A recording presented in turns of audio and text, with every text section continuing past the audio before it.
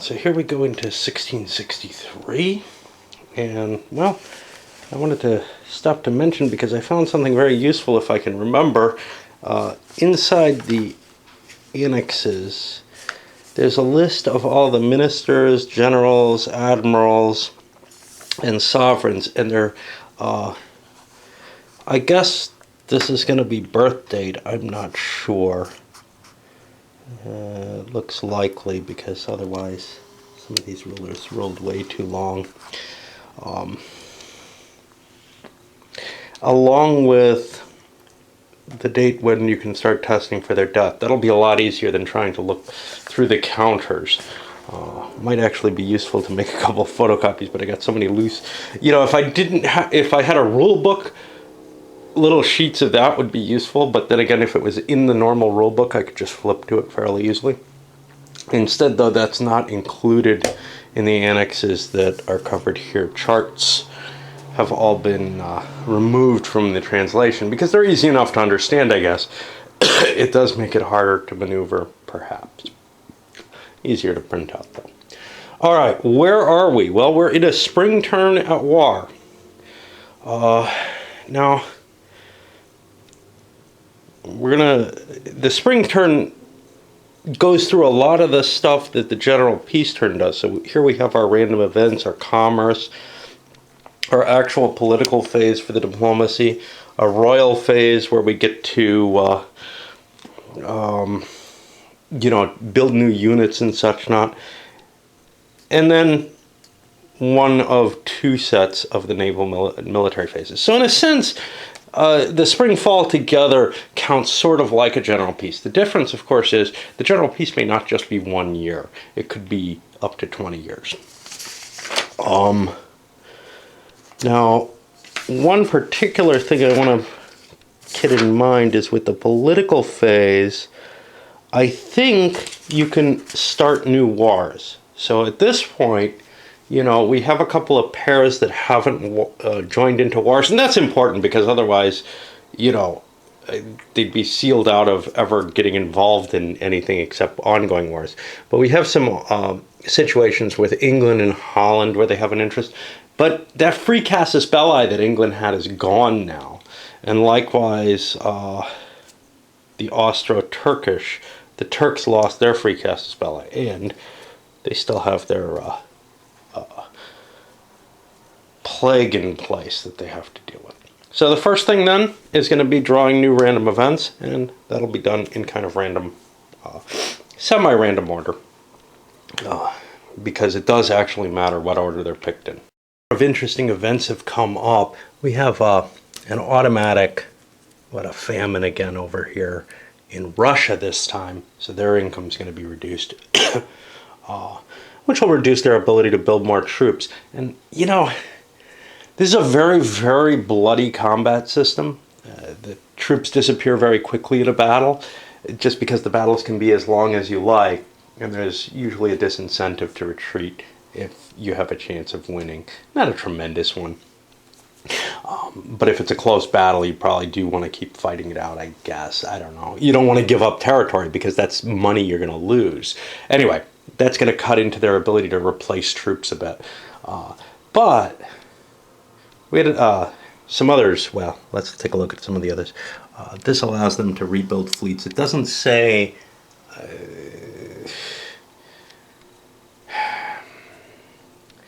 It doesn't go into the specifics very nicely. So this is number 50 here, arsenal activity. You can rebuild half your eliminated fleets. You make a roll. Well, do you have to pay for them? And I'm assuming they don't count if they're war fleets. It can be either war or merchant. I'm assuming you don't have to pay. You don't have to pay out of your manpower pool, but do you have to pay cash? What's going on with that? I don't know. I'm assuming it's just pure free, so that's really a bonus. The British want to engage in some naval warfare before that counter goes away, because when a remix comes up, all the events disappear. So you kind of want these to influence what you're doing. This is a scorched earth policy, which, well, it allows you to devastate regions that you currently own. That's not in our control. The Dutch got a casus belli against somebody they have a border with. Not too useful to them. Most other powers would rather have that. We had a couple of peasant revolt counters, which if you want, you can interfere with the other person's ability to mobilize troops. Now, as we saw, that doesn't work very well on the first turn of the war because all the unrest goes away anyway. So I don't think that on that first turn, when you're not actually at war, that you actually make those checks. So it's only once you're into a war. I still don't remember what the corruption does. I know it's useful. That's been sitting out there. What else did we get here? The Russians, that looks like mutinies. I looked it up, and now I've forgotten it. Yeah, that's a fleet mutiny.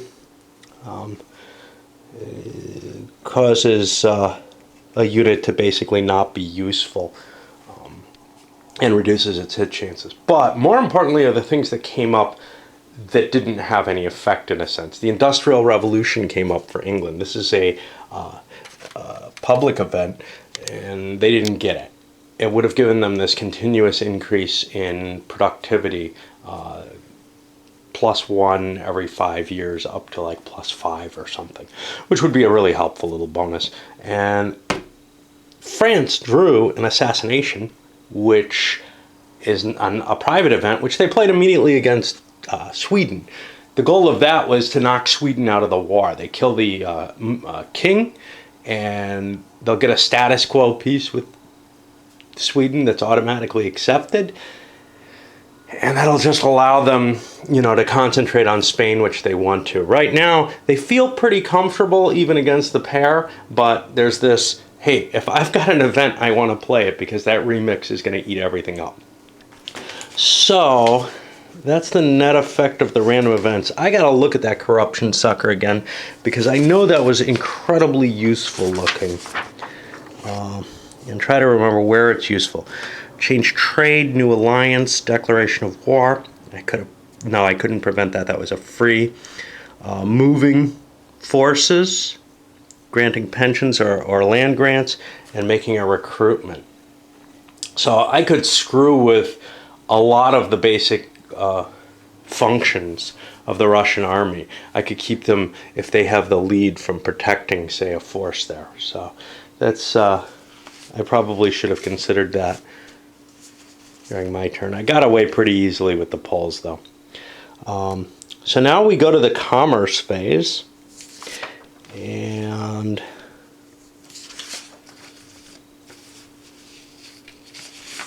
this is this whole section 4 here. We have a sequence here where you change your commercial policy, move, and then we actually generate the wealth.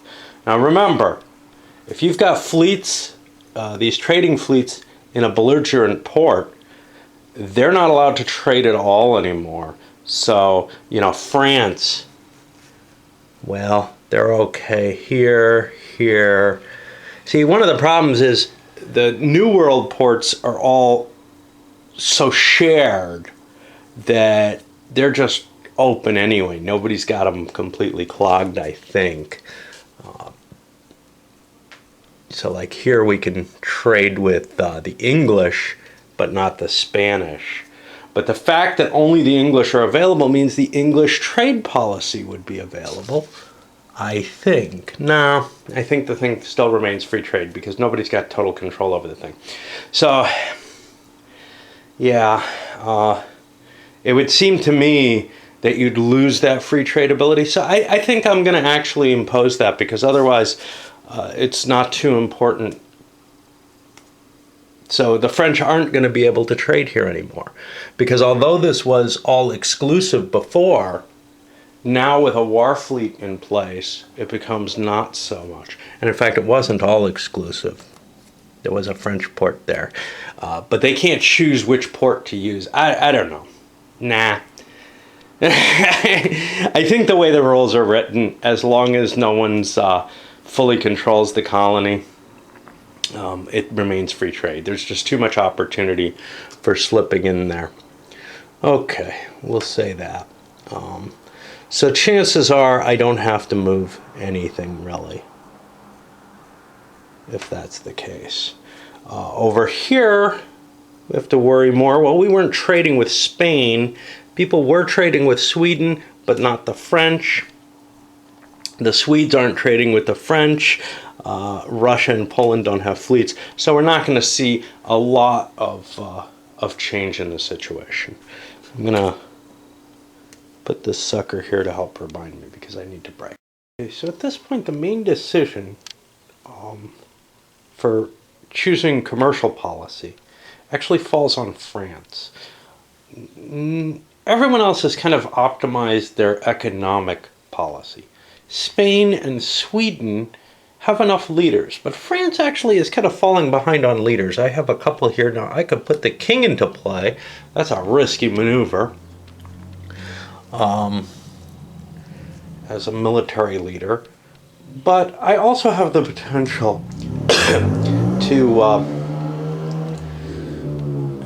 to grant pensions. Land grants is sort of the freebie if you have free trade. Well, it's not really free because I'm collecting taxation of $2 a turn by allowing the British to come in and trade with me. So, you know, pensions are dangerous because they add to your national debt, which you can't just pay off with cash. You pay it off with prestige, which is victory points, of course. So there's some, you know, higher cost to that, but there's a victory point, there's a prestige cost to just switching to free trade as well as taking that cash cost. So I'm going to hold off on any changes there. Moving trading fleets,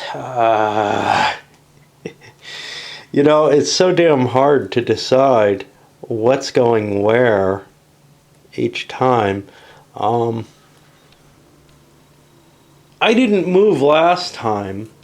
I am a little worried about some of these French fleets out here, but I don't have anywhere I can put them that they're safe from privateering. Last turn I couldn't get privateering because the Swedes and the Spaniards both transported troops, so they weren't affected. But now I'm going to be at risk, and I may want to pull my colonial fleets out of there, but right now they're potentially making me money that I need. Again, there's a prestige cost. If I don't, I mean, I could sail them into my own ports, not use them. But if I pull my navy back, there's a prestige cost to not utilizing my company, my trading companies. On the other hand, if I leave them out there, they'll get cut down, and there'll be a prestige cost until I get them up into a trading position. I don't know which to do. Right now, I'm going to leave them out there. It seems easiest. And again, I'm going to assume everybody's more or less where they belong. We've got some new trading fleets being built, but they're not going to be able to access, they're not going to be able to move anywhere this turn. So for example, this one's available. I don't know if that one's going to be available. But these guys are going to be in a port, in a military port right now. So they're not able to move. They're just, I'm flipping them over because I won't remember whenever I'm supposed to do it. And now we roll to see who gets to win the die roll in each place. And again, it's done the same way as last time. I'll just mark them up and we'll be pulling lots of cash in. Whatever reason, and it may be to some extent the high level of competition, only the Dutch really seem to have enough money to expand their, well, maybe the English do too. What's the English? The English company structure is 7, so they'd have to match that. So they'd have enough money to try to expand their structure. But the Dutch definitely have enough to pay out double and expand their structure and get all kind of political prestige off of this. So it's becoming pretty clear that if somebody doesn't do something about the Dutch, they're going to start collecting a good deal of victory points off their commercial enterprises. It's going to be hard for other people to challenge them and get a higher level be able to knock them down. They also have a high enough company structure that they could do the high competition, which can cause problems to everyone else. That may be an option for them to try to drive everyone else out of the economic market. Now that's going to make them a real big negative in terms of everybody despising them if they do that. So maybe they're better off just kind of padding their own resources right now. They're not looking at a situation where anybody's really able to challenge them unless they go to war. If they go to war, they're in some trouble, though. I don't think a high competition gives... Yeah, it doesn't appear to give a casus belli. And what that's going to do is a possibility of lowering everyone else's trading fleets. Just everyone else barely has enough to pay off their dues. If they don't, they start taking prestige losses instead of gains, which is painful. All right, I think we're actually at that point now. No, we're at the purchasing new trading fleets. So, to some extent, you're making that decision. Do you want to spend the $5 on an attempt to get a trading fleet? The miners who don't have trading fleets, I think, are all in free trade, so they're not going to get one. You have to protect your trade in order to get it sort of kick-started in the beginning of the situation. You have to have a taxation basis, not full protection, but a taxation basis, so that you can start funding the possibility of a company. The person in any position to do that right now is Turkey.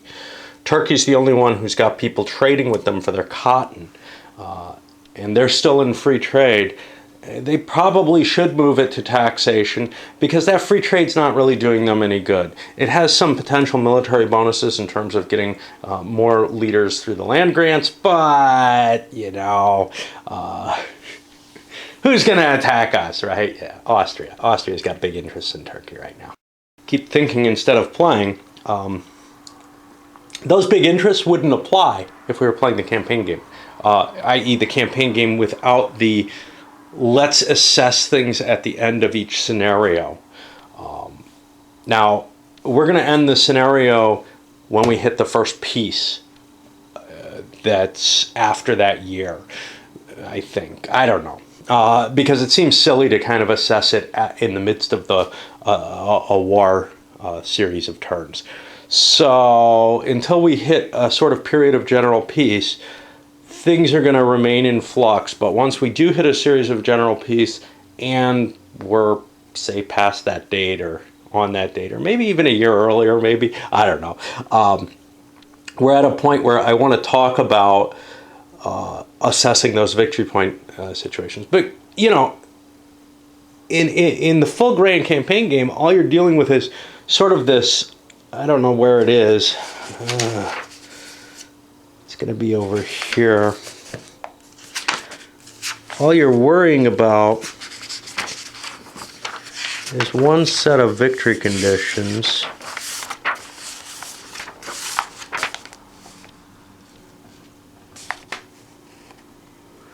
I don't remember what they are. You get some conditions based, I think, on just controlling stuff. But I mean, without these being in play, you have nothing to direct you. You're just going to be, trying to win wars without any real historical flavor to them. So I feel like by somehow stringing these scenarios together, you get some of the national interests in play. The problem, of course, if the game doesn't follow the historical basis, some of those may not seem to make much sense, and maybe we'll tweak them, I'm not sure. But certainly the first one does make sense. That's the starting condition for the game. The Dutch managed to build another level of structure on top. They got another successful roll. The English tried as well, but they failed. The Dutch have the minister, which gives them a slight advantage, but still, it's only a 1/3 chance that you get that. I've got the payouts here. Everybody's paying out 1 times their structure except the Dutch that are paying out 2. They're going to get the big bonuses again. It's looking ugly, but we'll see how that plays out there. So they're going to be paying out twice their structure. That's +1. More dividends than all other companies. That gives them +2 total. And no other penalties. So they're going to be bumping up to here. And everyone else is doing okay. They're not losing ground. But they're only paying out 1 time, so they're not going to get increases in their prestige point. Right?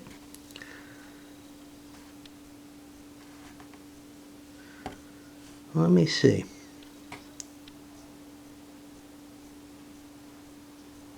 There may not be much reason to pay out just 1 time.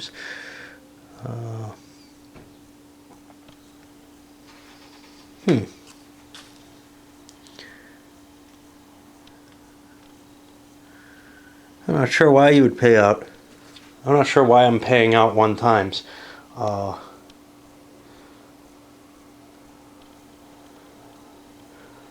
It doesn't really make a lot of sense not to hoard money. Let me rethink the amounts that I'm throwing out. So without trying to hit 1 time, because that doesn't really give you anything, here's what I've done instead. And France actually put $3 out, which is more than people who have larger fleets than them, notably England. That means France is going to get a point here for doing better than England did, and England's actually going to lose a point for being below someone else. Yeah, last time we had these desires to pay out full amounts. Sweden and Spain both put $2 into play, which doesn't hurt, doesn't help or hurt them, because they're not doing better than someone else nor worse than someone else. They're, tying someone that maybe they should be doing better than isn't really in effect. Now, you could be careful. For example, the English could have said, well, the French only have $6. As long as I put $6 out, I'm not going to lose prestige points. The only real, and it was probably kind of silly not to do that, except they might think, well, why is anybody throwing extra? Yeah, but everybody kind of wants to affect each other's prestige. So this hurt the English prestige a little bit and cost them a victory point. And that's really, until I kind of settle down to either an understanding of how much profit's going to be paid out, which can come through negotiations, obviously, or starting to play more defensively, there's going to be a certain aspect of randomness to this. Now,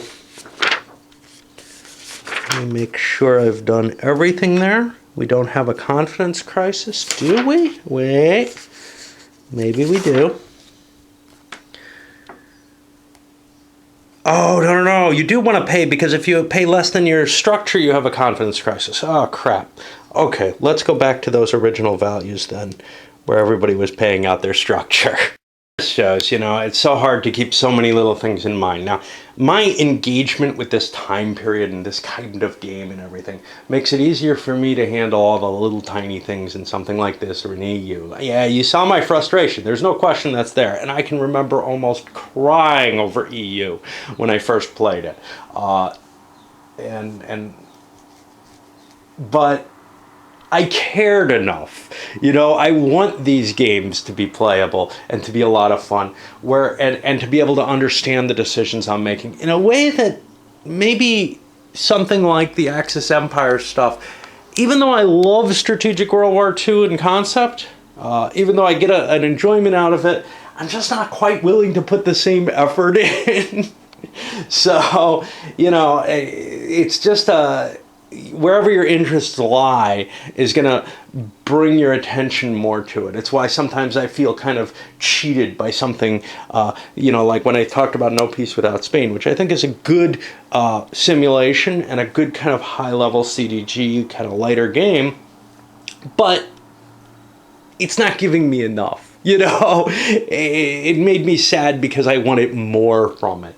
That's often been the case with games in this era. They're too weak, too light. But, to tell you the truth, I'm willing to put up a lot when I really care about the subject matter. Okay, one thing to note here, in between diplomacy and political phase, we're missing something from the general peace, which is the neutrality phase. Even for countries that aren't at war, their allies aren't going to leave during this period of chaos. They're going to stay committed to the alliance that's keeping them out of the wars. I looked over different ideas. Spain offered a white peace. What this did was cost Spain, Sweden, and France a point of temporary prestige. Not a terribly potent offer. Doesn't really have any great effect because everybody was at the same prestige. But they're basically saying, hey, you want this war to go on? I'm going to make it cost us all. Sweden's a little grumpy about this. They're like, I don't want my prestige dropping. What are you doing? But, you know, these probably will go up. So it's not that bad. However, this doesn't come back until the war ends. So unless the countries, you know, if the countries are over 15, it's not going to help them. In a sense, it's sort of I don't know, a limitation on the value of the war overall by offering peace each time. The Spanish think they're losing the war, so they want this, but they don't want to give anything away because they do have a chance of still doing well. They're doing okay down here. The problem is they don't have a lot of troops, whereas there's a huge French army here and an equivalent sized one to face them over here. There's a tiny one here. Strangely, I didn't move these guys up. They could have been a challenge, which may be coming into play. Our next is bids on the minor powers. A lot of money spent here. 6, 7, 8, 9, 10, 11, 12 bucks this turn. England put 4 big bucks into Portugal, which canceled out Holland's $1 attempt to defend it. That was actually a worthwhile bid for Holland because they have the highest prestige, so nobody could take it away from them for $1. But the big bid by England said, hey, I got a shot at it. Well, they didn't succeed in their role, so they didn't strip them away. Holland managed to get Denmark. Prussia, I forgot to give them their point for that. Prussia managed to add Hanover to their sphere. Just, you know, padding their own resources here. They've got something near them that they could funnel troops into anywhere they're interested in. Prussia's not finding itself really playing the game. And in fact, when I looked at the victory conditions for this, they get no bonus victory conditions. It strikes me that Prussia is very unlikely to win this scenario. I also looked at the victory conditions, and there's a penalty to being at war when the scenario actually ends, which is not on 1666, actually. There's a roll to check if the game ends on any given turn. And you also get twice your current prestige, kind of to indicate, yeah, I boosted myself up at the end of the game. Well, I don't think that boost is necessary, and I don't think the penalty for war is necessary. I do think that I want to give the territorial concerns, though, some valuation. I'm going to keep track of that kind of separately as a, yeah, this is how much, you know, that I've added in bonuses to the core of the game. But I don't feel that allowing someone, that not giving someone their core values is a good idea. Now, this is a bad situation for England because they no longer have a casus belli against Holland. They can't just jump into a war, which they'd like to do. They have this naval, the arsenal bonus. They want to get New York. They're probably going to manufacture a claim. Other people made some defenses that are a little less interesting. For example, France put a defense, well, no, the Palatinate defense is fine. Let me see who put one in there. Spain put a $1 defense on Savoy. That only has a 50% chance of working if France attacked Savoy. It was almost a waste of money. Anyway, pushing onward. Further political events which took place. Austria made an attempt to declare war again on Turkey. They failed again, so they've got to hold off. They've got a casus belli. It would cost them 3 political prestige. I think that's temporary prestige to declare the war. And they did not get it. They did not get the chance, though. Prussia obviously still staying neutral. They haven't signed any alliances. I gotta see if the English can formulate a claim. They want one. I forgot to look that up. Spain's bid on Venice here prevented them from trying to enter Savoy into the war. I forgot about how that works. They can't enter countries that were already in place in the war unless that's their political action. They don't have to pay for it, but they do have to expend their action on it.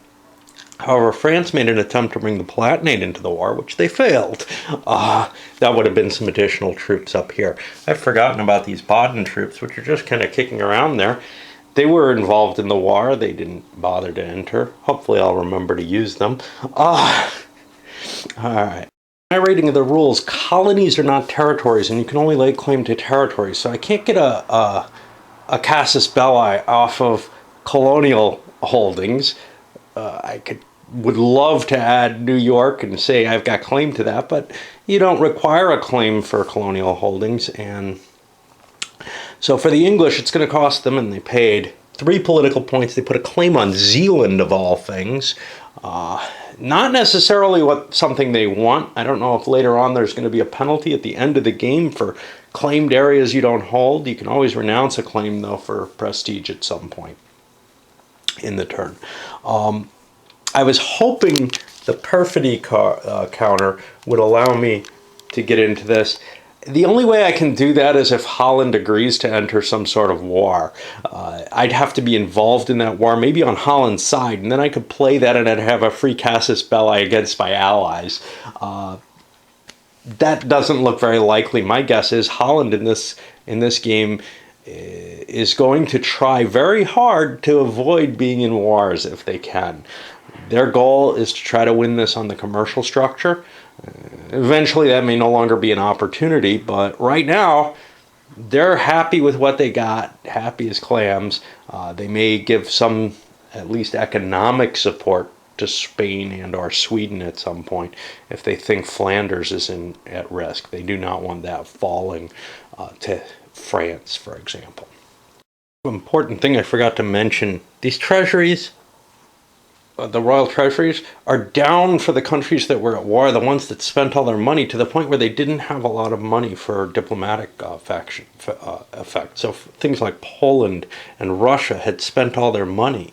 Now, you go through this depreciation or of your royal money at the end of every turn anyway, where you're pretty much guaranteed to lose at least $1. So it's tough to conduct diplomacy if you're at war. You have to save up cash in order to do that. And we saw the danger of saving cash anyway, with Prussia losing half their money if you try to stockpile cash. If you've been watching these, you know that the kind of economic phase in this game is a royal pain in the ass, and I screwed up a few things. Once you get kind of more used to the pattern, I'm sure it's a little easier. But there is so many different things, and they're not introduced right in here. You have to go dig into the rules to find them. Russia got themselves into some trouble. They overtaxed and ended up getting a situation where they're losing $4 a turn due to unrest that I don't think they can pacify during a war turn. So that's kind of a problem. Spain also got themselves into some trouble. They actually over-recruited, but they also got hit with the unrests, an additional unrest, essentially. France also got an unrest. So we're beginning to see the incomes dropping down. This hasn't existed. I think this has existed long enough to have a chance of disappearing, but it does not. It disappears on a 4 or higher, the devastation marker. Trying to think if anything really exciting happened. We had new pensions by the French and Spanish to get them more and more troops. Now that's going to cost them a die roll each turn from now on of money, and I think it also, unless I'm mistaken, but I'd have to look it up and I don't feel like doing that, I think it also has an effect on their debt at the end of the war. Nobody's taken out loans yet. People are probably stupid for not doing so. Countries like Poland and Russia in particular, although they have public debt already, they're having trouble funding building up a big army. taking out a big debt might put them in in an advantage. They can both raise large armies, especially Russia. France can raise a large army. Spain's real problem is not so much cash as it is their recruitment limits prevent them from putting a big army on the field. Now, they kind of even things up with the Swedes, but the Swedes are only pumping a couple extra units a turn in. So Sweden actually tried to build more naval structure because they've got enough troops on the board. What they don't have is the capacity to move them easily. Now, if some of these Spanish fleets went out and helped, that might be of some value. There are no allies that either one, well, Savoy could have come in conceivably. And then the disintegration of your money, the depreciation of your cash that you have lying around at the end of the turn just wiped people out again. Holland's the only one walking out of this with a big pile of cash, some $8. And that kind of really restricts what you can do going into the diplomacy phase next turn, because this is the cash that you have on hand. You get, I don't remember exactly, you at least get any commercial taxation that you have before that. So some people might produce some additional cash and have some money that they can play in the diplomacy structure. But it's kind of harder to get into the diplomacy phase in this game than in a lot of games. You can't save your money the way you can in other games. I had enough trouble in EU saving my cash up. All right. Okay. So now we're at the actual naval phase, and the ordering is selected based on national will at a little earlier stage. And we ended up with the Spanish and Swedes and Poles having the initiative, sort of an inversion of who has the power. Now, I remember the rule on privateering saying you need a 6 to get it. I'm not going to look it up. I'm pretty sure that's it, and that there are no modifiers. I'm going to be engaging in some privateering here. The Swedes are going to attack this French fleet, and the Spaniards are going to go after this one. Now we could go capture more territories, but I don't think that's where the victory lies in this game. So let's try first the Spanish one and then the Swedish one. Neither one gets a success. The Swedish fleet is also going to set sail out of here and grab and pull some reinforcements into place so that we have a bigger army here in Flanders, I believe it is. Oh, the Spanish launched their attacks, and I forgot to pay this, the fee for being out at sea, so I threw an extra gold in. I don't know if that was enough. Unable, first I did the attrition. There's all kinds of little fiddly things you have to take care of in each combat movement round. I don't know if they'll sort of gel in my mind or if I'll just start continuously forgetting one, which is also likely. But anyway, the French failed to withdraw. Spaniards failed to find them with a search. Over here, the Spaniards found them with a failure to withdraw. And we've got a good French general, which is bad news for the Spanish-Swedish force. They were actually outnumbered. They had a lot of artillery, though. More than they could use, something like 4 artillery with 5 units, so they could only use 2 of the artillery. They still outnumbered the French artillery, though, so they got a bonus off of that.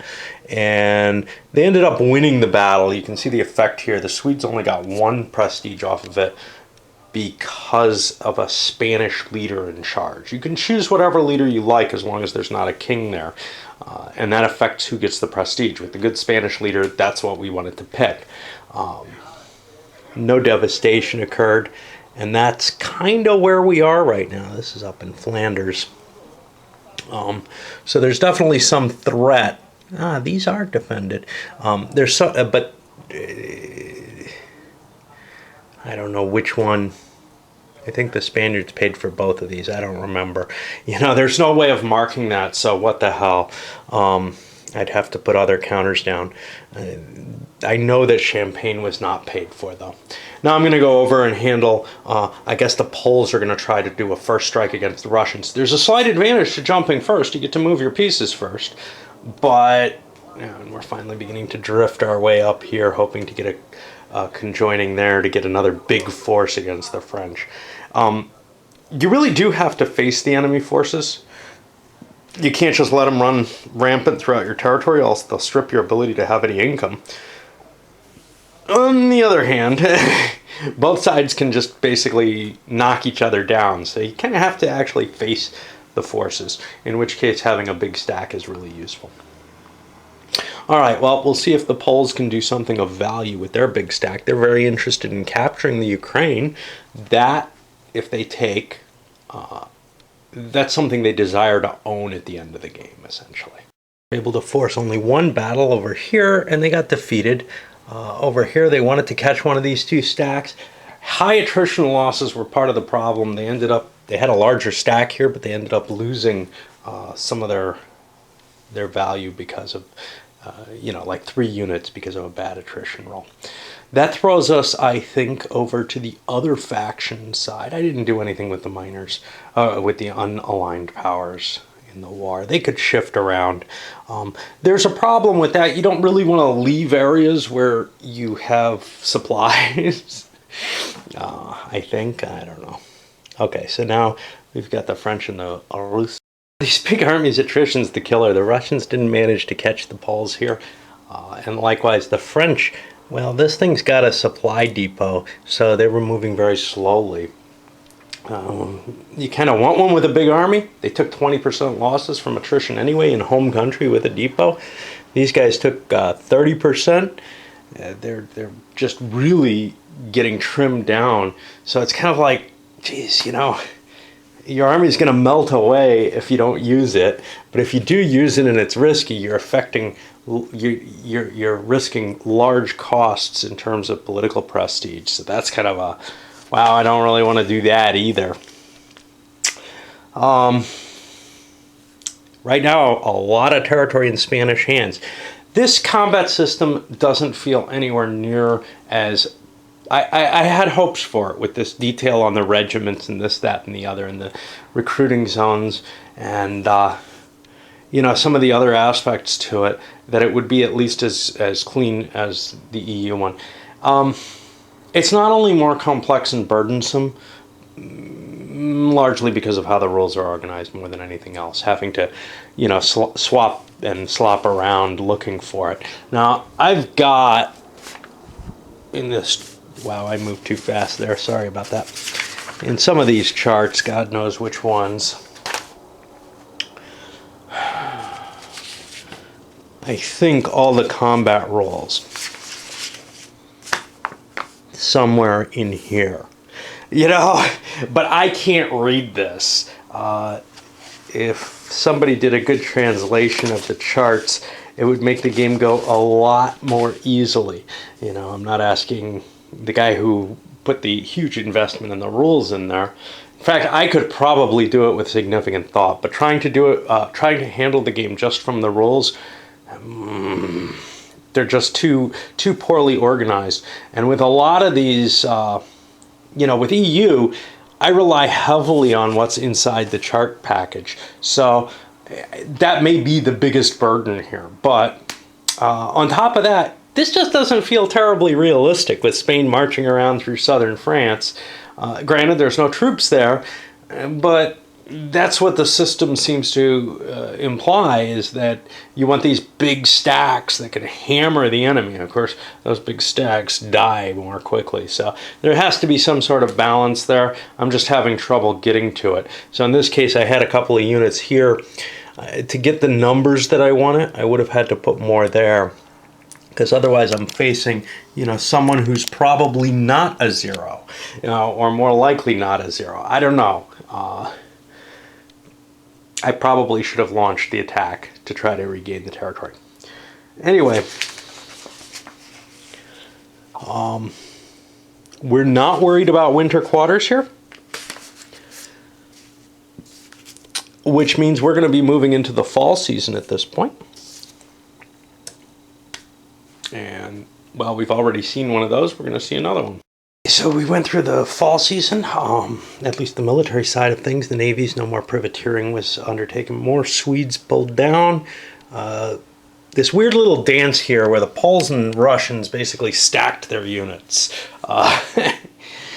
That's the net effect of what we got out of this whole battle. Almost nothing is going on there. But, you know, if you're not going to engage, you don't get anywhere. You get this stupid little dance going on where, you know, the Russians have control of this and the Poles have control of these.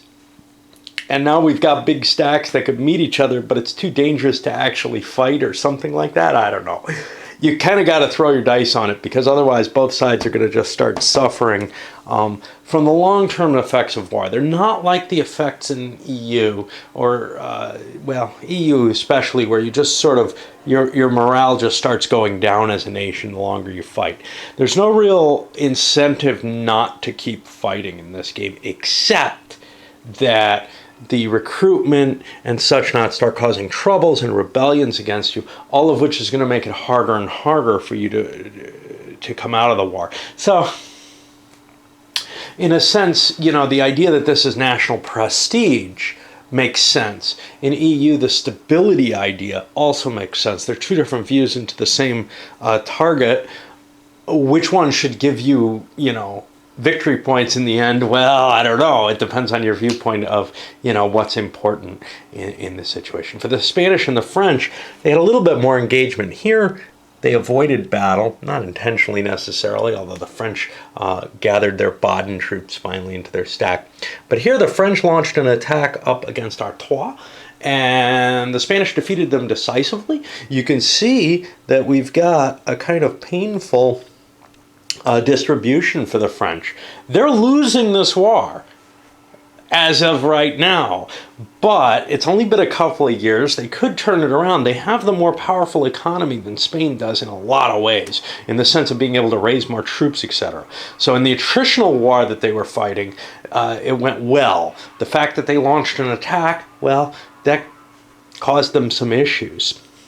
Spain's regained the Franche-Comté, though, and largely they're coming out of this, at this point, in pretty good shape.